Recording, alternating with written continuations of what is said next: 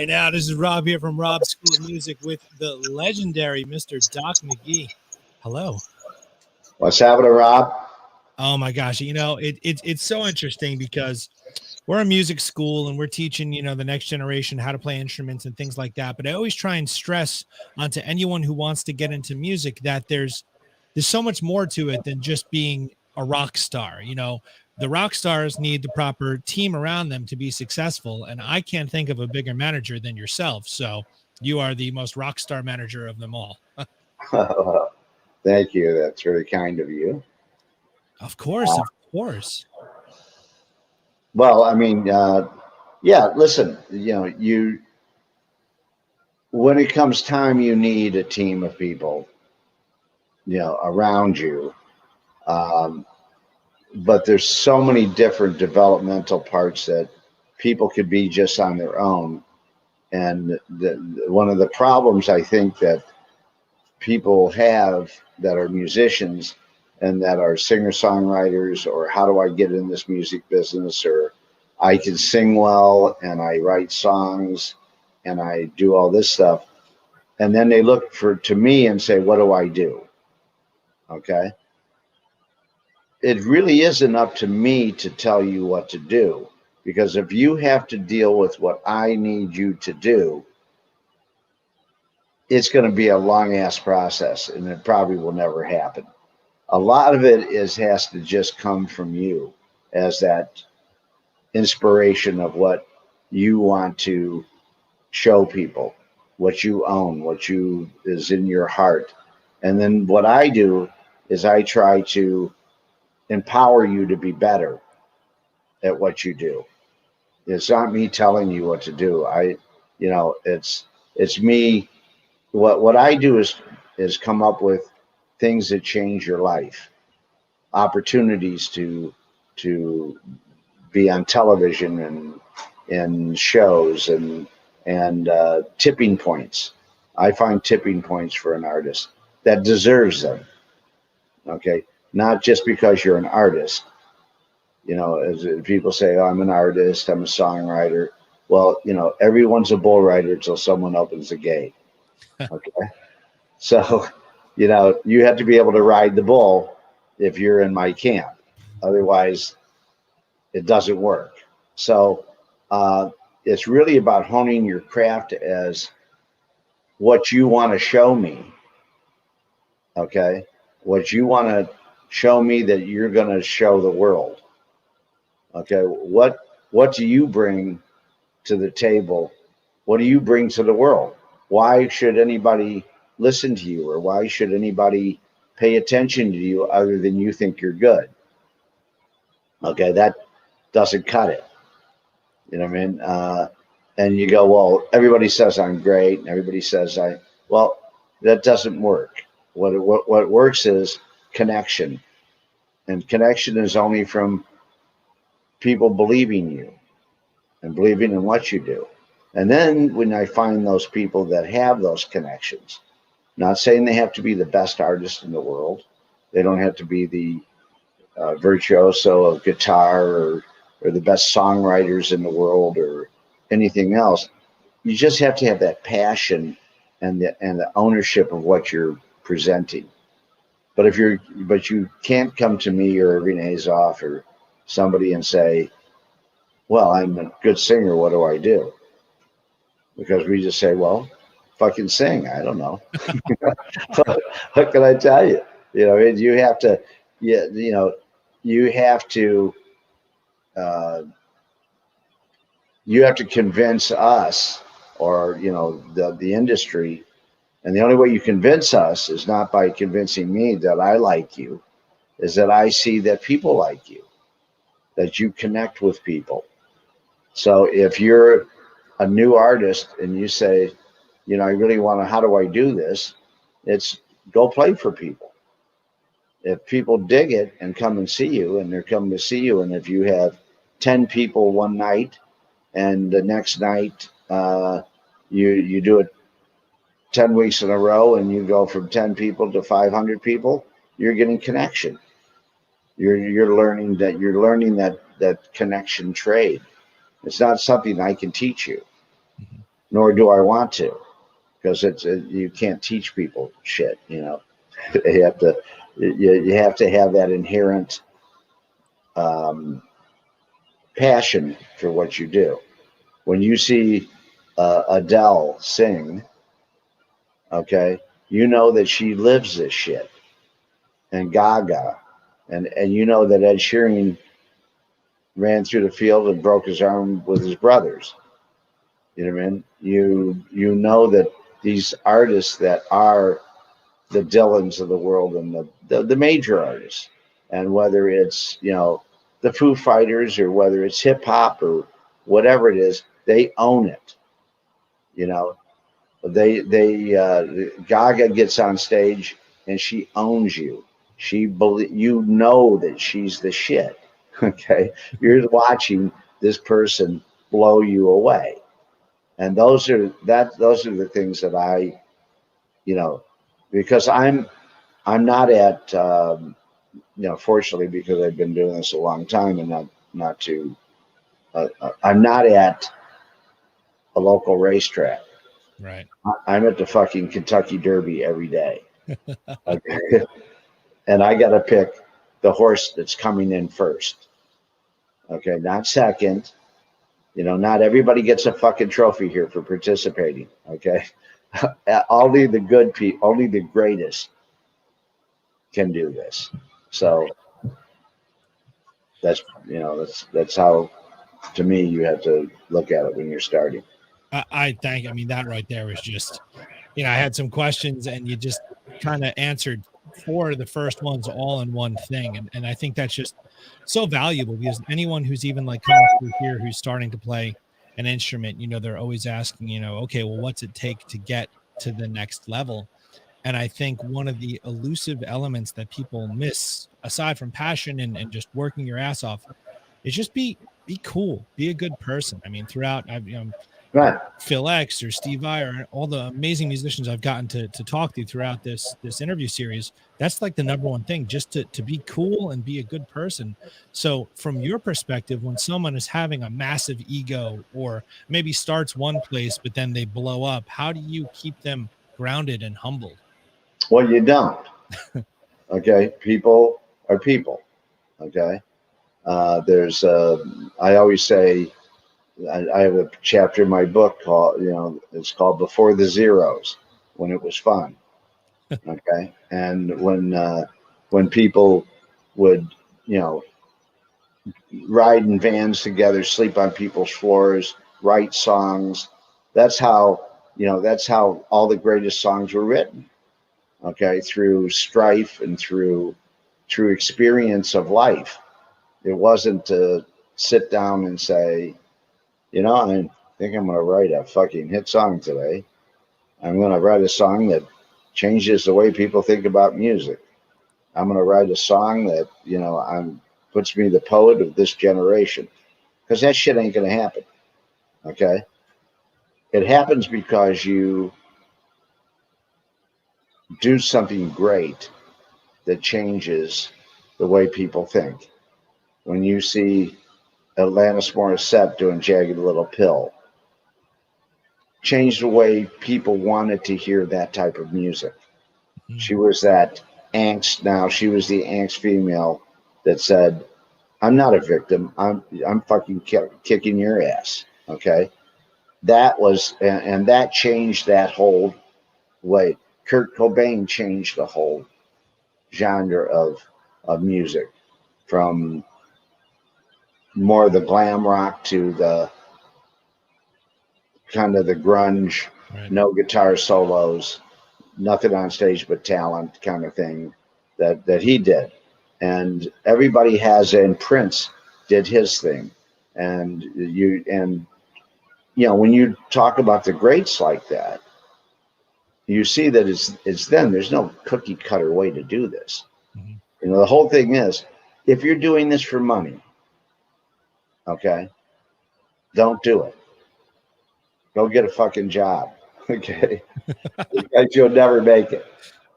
If you're doing this because you love music and you love the passion and you love the thrill of getting up there and performing and and owning what you do.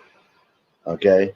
And leading that crowd, and sucking that crowd in when you're talking to them and they're hanging on every word that you say. That's the fucking greatest gift in the world. You know what I mean? But only a few people have that. There's not everybody that's on here is going to be able to do this, Right. or want to do this for that period of time. I mean, this is a commitment, a life commitment. And if you're an artist, then you're a life. It's a life commitment. I totally agree. I totally agree. We have our mission statement is painted on the wall when you first walk into the school here, and it says, turning music it's not just a hobby, it's a lifestyle, because it's truly, if it's in your soul, it's who you are. Exactly. How did you get into the business? Well, I mean, nobody would hire me. I had to do something. And I thought it was cooler to fly around in jets with rock stars than work construction with my dad. So my dad was a welder, and I knew that I would rob banks before I would be a welder. I just didn't want to have any of that. And I don't know, you kind of fall into it. I didn't know what management was. I have no idea I still don't know what management is. You know what I mean? It's, but it's about inspiring people, and it's about getting people connected and understand where they sit and how to go to that next level, and not take no for an answer, and show everybody what you can bring to the world, and what you can give to them. I mean, you don't have to be, Mother Teresa, or you don't have to be Nelson Mandela. I mean, Axel and everybody else, they've brought a lot to people. Yeah. They've helped a lot of people. As fucked up as they are, they've they've helped a lot of people, and you get through things. And music is an awesome thing, man. Acting's an awesome thing. Art is an awesome expression. But the ones that own it and roll it are the ones that succeed. That's all. I mean, speaking of, people who own it, I mean, just looking at so many acts that you've worked with throughout the years, but to be, with Motley Crue, from Shout at the Devil through, Feel Good, they're just amazing that period of time. Saying Bon Jovi through the self-titled, through New Jersey, this sweet spot from their, early 80s to the early 90s, music was such a different animal back then, and they were truly mega bands. So yeah. What lessons did you learn along the way I mean, those are, especially with the Crue guys, those are some epic personalities. But something, it's funny, because as crazy as they are, and were, they knew their place. You know what I mean? All they were supposed to do is fucking go out there and kick everybody's ass. That's all they needed to do. They didn't have to be politicians. They didn't have to sit and talk about, all of a sudden they sell 50 million records, and now all of a sudden they're telling who should be president of the United States and who's running for governor. And no, they didn't do any of this shit. They didn't even talk to any radio people the entire time I managed them. Wow. Never. They barely talked to the record company. As a matter of fact, I wouldn't let the record company talk to them, just because Motley would have tortured them. So it was easier to just keep them out. But yeah, listen, everybody. I mean, I've managed James Brown and Isaac Hayes and Diana Ross and,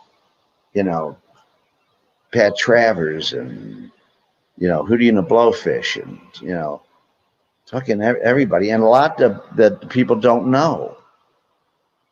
People that artists like Bob Schneider, who's an amazing songwriter, just an amazing songwriter, but doesn't have that, I want to get out there and beat the world. Mm. You know what I mean? Yeah. And you know, the other thing too is you have to remember everything becomes a tipping point. Okay. And so you have to find these tipping points. In the 80s, okay, I had the best tipping point. I had MTV. Right. Okay, that's gone. So now people have YouTube and everybody thinks they're a YouTube star. So they go, oh, well, I'll just write some songs and show my ass on YouTube. And I get all these likes. And why aren't I on the American Music Awards, Right. on the Grammys? Okay. And it's not that easy. You know, when you look at the people that have honed their craft and that maybe not that talented. I mean, I have artists that weren't that talented that are major stars, but you can't outwork them. They work hard, they own their shit, you know, and that's what it is. You know? Well, that was another question I was going to ask about how the industry has changed, you know, from in the 80s where there was truly, you know, these diehard fan bases and there was a culture and there's a community. And like, you know, even when I went to school for music and one of my classes was like sort of a music in our lives kind of thing. And we were talking about sort of, I graduated in 2007, the spring of 07, right before the iPhone came out, streaming, and we all know what happened after that. So like, this oversaturation where it used to be special to have a website. It used to be special to have a record, to go into a real studio and spend, you know, X amount of hundreds of dollars an hour. And the take had to be right because it's on tape and the guy doesn't want to splice it and fix it in post wasn't even, you know, in our vernacular at the time. Whereas now anyone can grab their phone, record anything they want, throw it on YouTube. And like you said, rack up a bunch of likes by shaking their ass. But does that mean anything really when it comes to becoming a true star that's going to have staying power? Well, listen, the whole thing is that, you know, when you start looking at yesterday, okay, you're pretty much dead. Okay. There's the technology and the world has changed more in the last 15 years than it has in the last 200 years. Okay. So if you're not on top of what's coming up, forget about the 2-inch tape and cutting it and making the song out of it and digitally that I did, you know, back in the brown boot date or whatever. Now it's not that way. Now it's digital impressions. It's all the things but it still comes down to one thing: word of mouth. And you have the biggest word of mouth now with the internet. You have to use it the right way. Okay. And that's, you know, people say, well, I need a social media team. I go, no, you don't. You need a fucking hit. Okay. If you have a hit, then your social media is going to help. You're going to have people that want to hear you. Well, I'm putting a record out. Well, why are you putting a record out when there's no demand? Well, how are you putting it out? Well, I'm putting it out through, well, you might as well piss into a big fan. Okay, it's not gonna. So, what you want to do is to focus on how to get that attention. You know, how do you get that attention, and what is your strengths, and work on your strong point, and go after that one point and build. You still have to have connection, and if you don't have connection, it's not going to happen. That's it. It doesn't matter whether it's 20 years ago or 20 years from now. There's no difference. I like that. It's just a different vehicle to get you there. That's tremendous perspective. I mean, thank you, because everyone is so quick to make excuses. And I'm always trying to motivate, you know, anyone who's asking my advice in my little bubble here is just keep creating, keep putting stuff out, and just keep honing your craft. And a lot of people are very quick to make excuses that they, you know, they can't get seen, they can't get heard, but it's well, they're never going to. They're never going to. You know, when you wake up, well, every day when you wake up, you have an option. You can say, I can't do this, or you can say, I'm going to go do this. That's all. I love it. Pick a road and fucking go after it. You know what I mean? And again, somebody like myself or some of the guys that do what I do are all in the same boat. We're only handicappers. Okay. We have to find the right horse to ride. Hmm. Now we may pick a secretariat that wasn't worth anything at the moment because we know it could run. Okay. But we have to see connection. Yeah. We have to see what it is. It's not my taste. I don't do things because I like stuff. I do things because I see the connection and I see how I can take this for 40 years and my bands can live not 5 years, not 4 years, not 3 years, not one hit wonders. But, I have 4 in the Rock and Roll Hall of Fame now and probably hopefully I have 4 more at the end of the day. So, and that's over 40 years of doing this. And I think that that's just what I do. I mean, it has to be focused in that, and you have to be on that same path. You have to be on that same wavelength. I think it's so inspiring, and in prepping for this. I mean, I for me personally, it was the series Behind the Music, when Behind the Music was on, and then all these bands that I'm like idolizing, you're just omnipresent across the board, and I'm like, wow, and this is the one I was playing guitar, I had bands, but I had no aspirations of owning a music school, touring, any of that. But it just stuck in my mind that, wow, this one person seemed to have his hand in so many different bands, and the fact that just one of them would be in the Rock and Roll Hall of Fame, but 4 in, more on the way. That's so incredibly inspiring, And it's not planned. Right. I don't say this, I'm going to do this, or you have to go do shit. You just have to put your head down and say,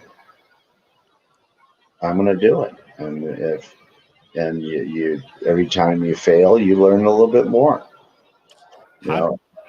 I have a bunch of questions about sort of day-to-day stuff, but there's just one big question from a specific student, a huge Kiss fan. We're all Kiss fans here. Mm-hmm. So I guess 95 is when you started with them. I guess that's when they put the makeup back on, and it's been one hell of a ride since then. I saw them 2 times on this farewell tour. I took my son to go see them for his first concert ever, lost his mind. I think David Lee Roth is killing it as the opener. Great choice there as well. But for something with so much weight to it, here is just a mega band, walking away from it when this is said and done. There's all the rumors about, is Ace going to show up? Is Vinny Vincent? Blah, blah, blah. Like, how do you just keep a lid on all of that and just in one breath keep the hype going, but at the same time make sure no fires get too big that they get out of control? Well, I mean, that's what I do. So it's and all the things are possible. We never say never about anything. Okay. We just know that we want to give the people the best show in the world to go see.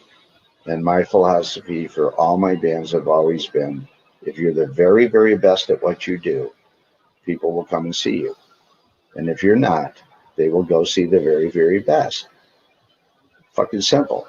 So what do we do with Kiss? We do a show that whether you like Kiss or not, whether you're a Kiss fan, whether you know one song, you want to go see this show because it's an amazing, entertaining show. So, and Kiss is Cracker Barrel. Okay. They have 4 generations that come to eat at our house every day. Wow. Okay. And so, and we cherish that, and we're very good to our fans.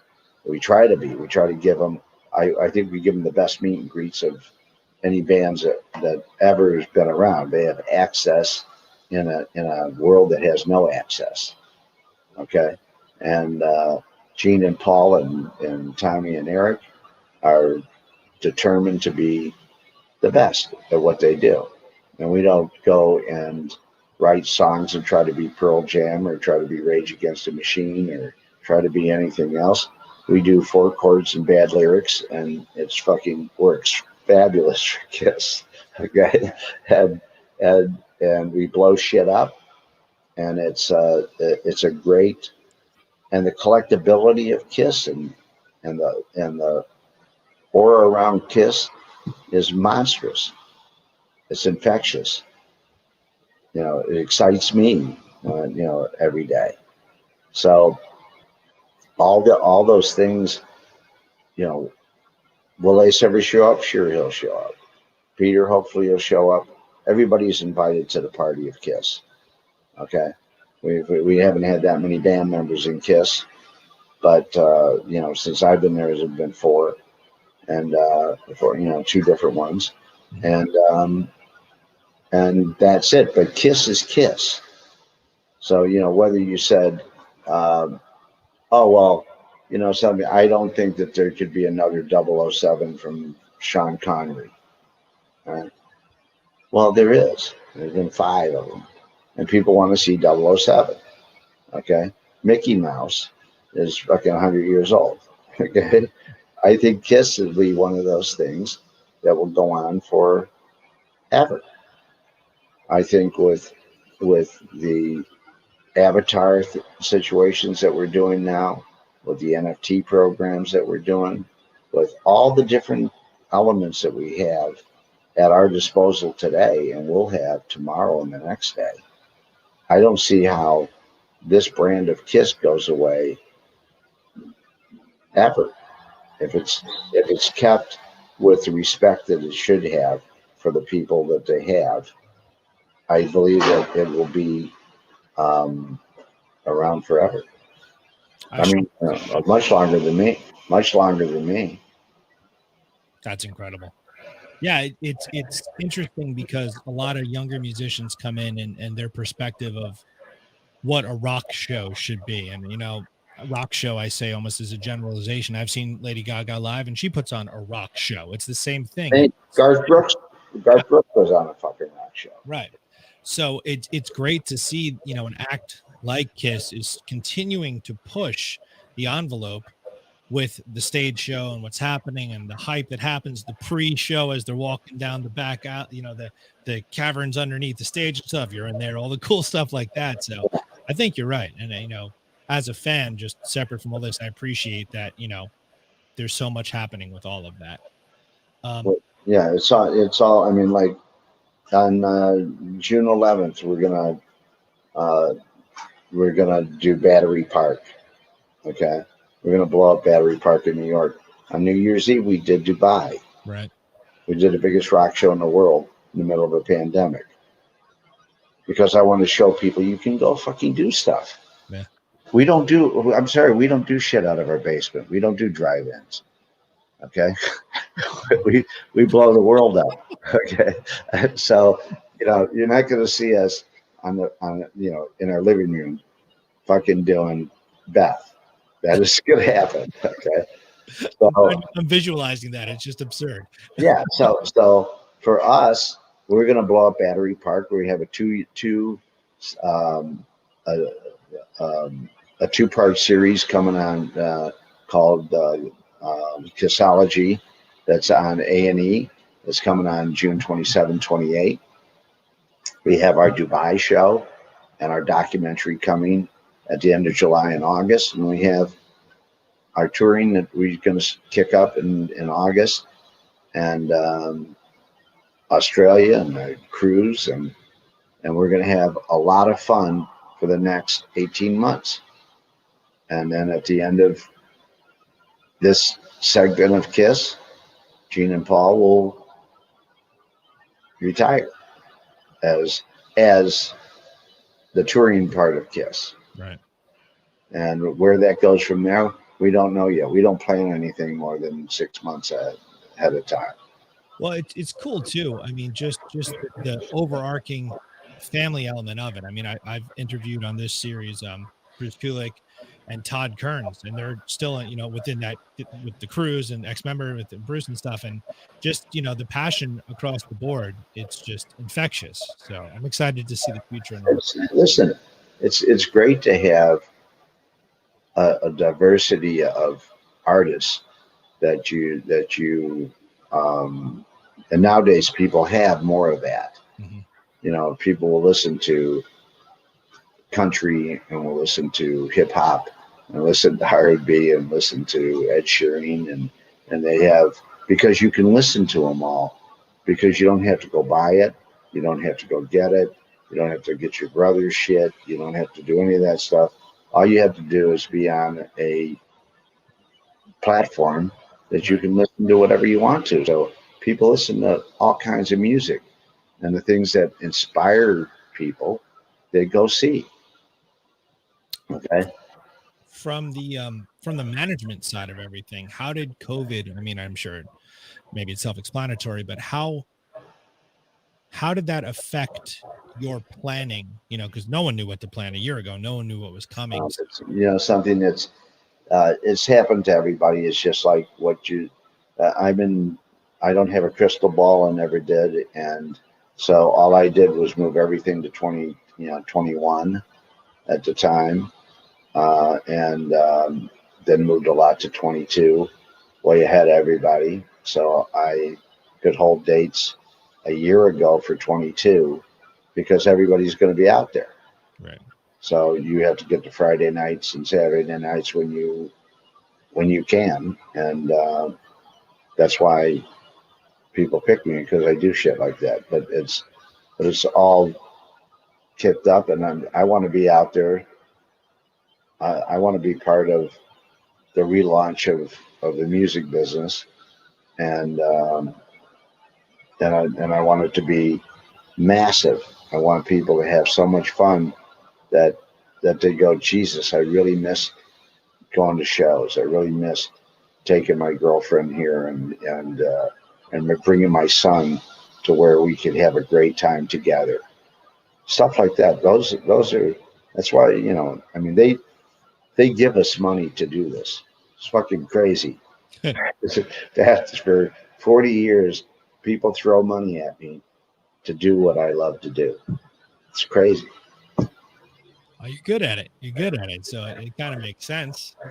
Yeah. What's a day in the life of Doc McGhee? You know, is it, you know, are you going into the office at a particular time? Is it regimented? Like No, nothing's regimented. I mean, I've never had a. I've been. My management skills, whatever that is. But I mean, the way I do things, um, it's different because I'm a hands-on guy. I'm out on the road with my artists. I've spent 40 years on the road. Okay, I went between when I got married in 1986, which is 100 years ago. I left August 3rd, and I got back home with my wife like March 18th or something, because we went to Hawaii on a honeymoon and then went to see Bon Jovi in Japan and went to Motley Crue and did the Scorpions and throughout Europe, and then we just were on the road. And so I'm on the road with my artists all the time. And I think that's, for me, it's hard because, you know, everybody it's almost like being with somebody like you're married all the time. You know, it's hard to keep that relationship when things get sour and sick and all that stuff, and you're in people's things. But to me, I'd rather be out there and put fires out and know what I'm doing and look at an artist and say, "What the fuck are you doing up there?" You know, what do you mean? Well, you're fucking mailing it in. You know, I mean, if you're gonna mail it in, go home, because you're just hurting yourself here. You know, don't, you know, and I want to be there to be that person that's not the enabler, that's not there to fucking pat somebody on the back, to empower them, but stay on their shit. Okay, to make sure that we are going out there, and that this show tonight is the most important fucking show of your life. Okay, that's what you have to say when you walk out on that stage every fucking night. And if you can't do that, don't get up there. It doesn't work. I think it's so incredible that someone such as yourself, who is so high up the mountain, is still out there, feet on the ground, hands in the dirt, making it happen. I think that's incredible. I don't know what it's like up there. Because I want to know what the rigger is doing. I want to know why catering cost me $17,000. I want to know why the band spent $22,000 on a fucking hot tub they never got in. Okay, I want I want to know this stuff, and if you're not there, you don't know. And somehow they want somebody there to make these decisions. They don't, because as soon as I'm home, I'm gone. Guess what? Everybody's the manager. Okay, everybody. The sound guy, the fucking production manager, road manager. Everybody has opinions. Everybody has this. When I'm out there, none of this shit happens. We stay on our path. Okay, we stay on our lanes, and we do a great job out there. That's incredible. It's like managers, like almost like you're the coach in a way. Exactly. It's such, what it is? It's either you're like Sabian and them, and where you have a dynasty, okay, which I do, and that's because we don't expect anything out of anybody but greatness. That's it. Okay, we don't have time for any other fucking thing. We don't have time to practice. You need to do motivational speaking, because you're just killing it. Well, I'm just telling you that's because if we're not excited, if I'm not excited, nobody else is excited. Okay, so like I said, every day I make sure that when they go out, they know it's the most important show of their fucking life, and they go out and kill. And if they don't, then people won't come. That's all. Wow. That's just how it is. Along the way, I mean, some of these mega bands, or just any act along the way, over the past 40 years, what are some things that have gone catastrophically wrong, and how did you rectify them? Well, sometimes you can't rectify shit. I mean, it just happens and it goes. There's people get long in the tooth, people get sober, and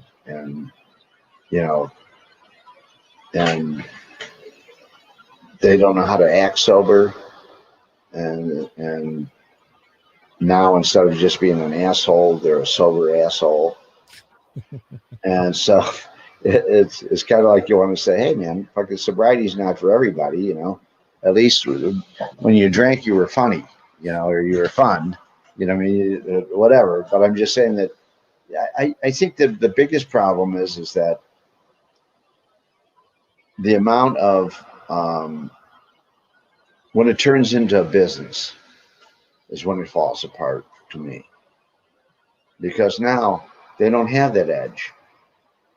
They can't sing about the shit that really tortured them, because nothing tortures them. They live in a fucking big house, except they've got 6 girlfriends somewhere in hotels and bought cars, or they're drugged out, or they're, so the success factor kills them.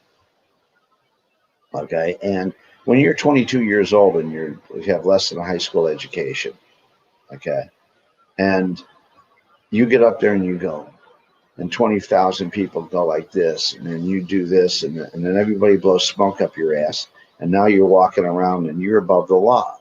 You're throwing bottles through fucking windows. You're fucking pissing on airplanes and the seats. I've seen it all. I've seen it all, and it's just the boundaries that people. You have to remember that artists are really autistic, and I'm kind of autistic, because which just means that we don't focus on the middle. Our shit isn't in the middle. We're not trying to be part of everything. We're out here. We're fishing in deep water. We're all fucked up. Okay. So but somehow we want to stay out there and we want to bring people in from the middle to find us. Wow. And they do, if you're great. And that's what all great artists have. Nothing great comes from the middle.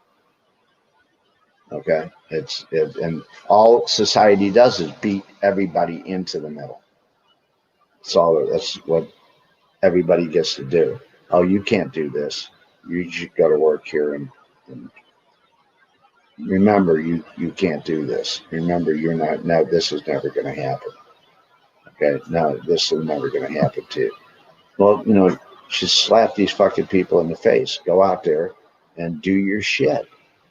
You know what I mean? And if you're good, you'll know it, and people will know it right away. And if you're not, I mean, look at Gene and Paul. These guys had a record deal with Wicked Lester, okay, and it was a rock band, right? And they went, fuck this, it's not going to happen. And so the only way that they could really own it and be something that they wanted to be is by putting this fucking costumes on in the 70s and get laughed at and shit thrown at them and everything else. But Paul Stanley could prance around then. He couldn't do this in his fucking own skin. Right. Gene couldn't waggle his tongue and do all this shit and be the monster because he loved karaoke. I mean, not karaoke. He loved the art of kabuki, and he loved Boris Karloff, and he loved all the demon shit. And so he was the demon. You know what I mean? When Bill Corn said, okay, who's going to blow fire? Gene thought somebody said, who doesn't want to blow fire? And he raised his hand and they said, okay, you're blowing fire. Okay. So because their theory was, we want to be the band that we wanted to go see. And what do we have to do? What we have to do to make ourselves go see us. And it was to have these characters and come with their own. And it just came natural that now they could be that space ace and the cat and the demon and the star child. And that now they can be that person. And so that's what Bowie did. That's what Prince did. That's what everybody kind of goes into their own fucking world. Right. You know what I mean? And to be great entertainers, and if you're a great singer-songwriter and you can captivate an audience like a Ed Sheeran can, or a Bob Dylan or an Eric Clapton or something like that, and you can, hold that thing, fucking go do it, man. Learn your skills, hone your craft. Don't think you're going to get up there and there's nothing wrong. There was a band 2 years ago I wanted to put on a Kiss tour, and they were about to blow up, and they were a young band, and I called the manager and I said, I want to put them on a Kiss tour, farewell tour. Oh, we're going to go headline ourselves. I said, do you know what you're saying? I said, do you know what that's like? That's like playing basketball in your driveway, making some baskets and say, I'm going to go play in the NBA. You're going to get your ass handed to you. You're going to compete. You're going to go out there and compete against Kiss. You're going to compete against AC/DC. You're going to compete against fucking Van Halen. You're going to compete against Rage Against the Machine, the Muse, the fucking best band, U2, the Stones. You're going to go Kid Rock, that fucking own this, that Bon Jovi that knows this shit, Motley, all these bands will eat your ass up because you don't even know, people don't even know 45 minutes of your music. But you have a buzz, so you think you're going to go out and you'll do business. Like Alanis Morissette did business, but she had no business being out there headlining. She didn't know how to command an audience of 20,000 people. So she sucked. So when she sucked, nobody came back to her, and she's doing theaters, even though I love her and I love what she did. So this band went out and didn't do well, and probably will not do anything. I'm trying When so. they could have came out, listen, I had Motley Crue was so hot when I signed them in 1982. They were fucking smoking, and I went, I'm not headlining this band. Everybody's all the agents. We can get this money. I said, we can always get money. Okay. What we have to do is establish this band. So I put them with Ozzy. Okay. I put them on the US Festival. I did the whole tour with Ozzy and Iron Maiden, and just pummeled everybody for 5 years, and just built them as one of the best rock bands in the world. I'm sorry, Vince Neil is one of the best front guys fucking out there. You know, in the heydays, there wasn't anybody better than David Lee Roth. That fucking guy in the late 70s and 80s, he was the guy. Right. Okay, that's for sure. Okay, Vince was fucking amazing. Okay, John Bon Jovi is a great front guy, and he works his ass off. You can't outwork this kid. There's no way. You know, he's one of those guys that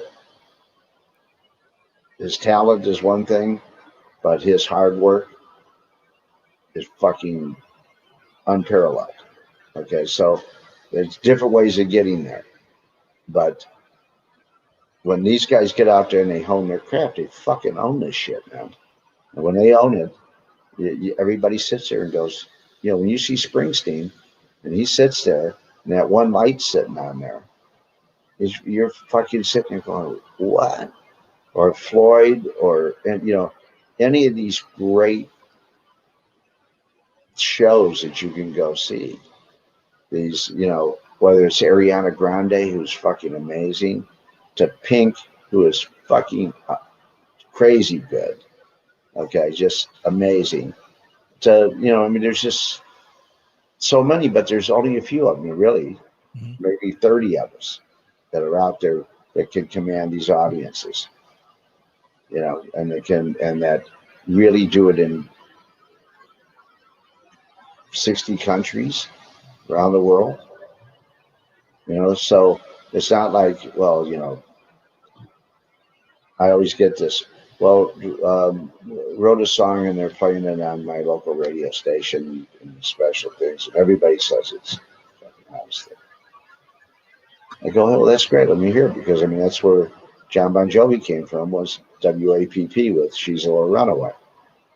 Now his whole life changed musically when I got there. Okay, because he was writing those Southside Johnny type songs, right, and not what he wrote with Richie and him and stuff, and what we did with Slippery and all that stuff, which was monumental, and changed his life. You know, but he had two records that didn't do all that well at the beginning, but he toured with every rock band in the world. I put him with Scorpions. I put him with Iron Maiden. I put him with Judas Priest. I put him with fucking Donington. Okay, and he would say, "They're gonna fucking kill me with I play Runaway." So we'll fucking play it harder. What can I tell you? I don't know. Run around so you can't get hit. So we get to call Routine 13. When they start, I yell Routine 13. They fucking start running around the stage so they couldn't get hit with shit. But you know, those are great days, man. Those are those days that, like I said, I don't mind. I get in a truck. I'll drive a van tomorrow. I'm happy to put the shit in the back of the van and go to a club. You know, I'm all good with this stuff, and that's why our whole team is, with all my artists. Everybody does everything. Okay, so that's just how we do it. I think that, you know, coming up through my own music experiences, like you say, get in a van tomorrow. Like I literally, I can smell what it smells like inside the van. I Sure. can smell what the club smells like going, because we're in the border of New York and New Jersey. So I played Club Benet, I played Birchville, all those Jersey clubs, Yeah. Stone Pony. Like I can close my eyes and be right back there. And I think a lot of younger musicians now are missing out on those experiences because it's part of the journey. And if you can't do that, you're not going to be able to do that, you know? What exactly? You don't learn your shit on MT or on YouTube. Right. You know what I mean? I'm sorry. You get some follow. You get a couple followings, and there's amazing people on YouTube. There's amazing people on American Idol. There's amazing people on 10 different shows. Right. Amazing singers, not stars. Yeah. They're amazing singers, and they all have consequence, or they don't win. Right. You know, that's about consequence. That's not about finding an artist. I couldn't be a mentor there, and I couldn't be a judge because I don't tell people you stink. I don't say to people you should find a different thing. That's not my approach to life. Mine is, hey, you love this, then get into it. Okay? If you're telling me that you're into this, to get into it. Don't fucking come here for the weekend. Okay, I'm not here for the weekend. You have to be vested. And if you're vested in this, and you can show me you're vested in this, I may get vested in it. But it starts with you. That's how it works. Incredible. This has been so, I mean, thank you so much for your time. The stories and just the perspective is so enlightening and inspiring. You know, for generations to come, really. Like it's to have, for you to give us this access is truly a gift. So thank you very much for your time. You know, I like doing this because I like people to hear. I think what I believe is what they want to hear. They don't care about what I did with Motley Crue, and they want to hear what they can do to fucking help themselves, and think about getting into the business, or think about. I talk to colleges, and I say how many people are going to be doctors, and one person will raise their hand. How many people are going to be lawyers? Raise their hand. I go, well, the rest of you people are wasting your fucking time here. Okay? If you want to be in the music business and you want to work for Doc McGhee, you walk in my office and say, I'll be the best fucking worker you ever had. I'll be here the first thing in the morning. I'll be here when you go to sleep, and I'll work for food. And I'll hire you. But people don't do that. Yep. So, like I said, if you want something in life, go fucking get it. That's all I could tell you. So, dude, that's everything. You know, in the back of my mind, I'm trying to guess which band that was that turned down the Kiss opening gig. I'm sure you can't say it, but I have an idea. They're good kids. They're good kids, but yeah, I'll shoot an email to your people because I think you got it. All right, Doc, thank you so much, brother. I appreciate this so much. Looking forward to the world opening up again, seeing some shows, and seeing a few more Kiss dates. And yeah, we'll be out there. All right, brother. Thank you so much. Be well. Yeah, you got it. All right. We'll see you. Bye-bye.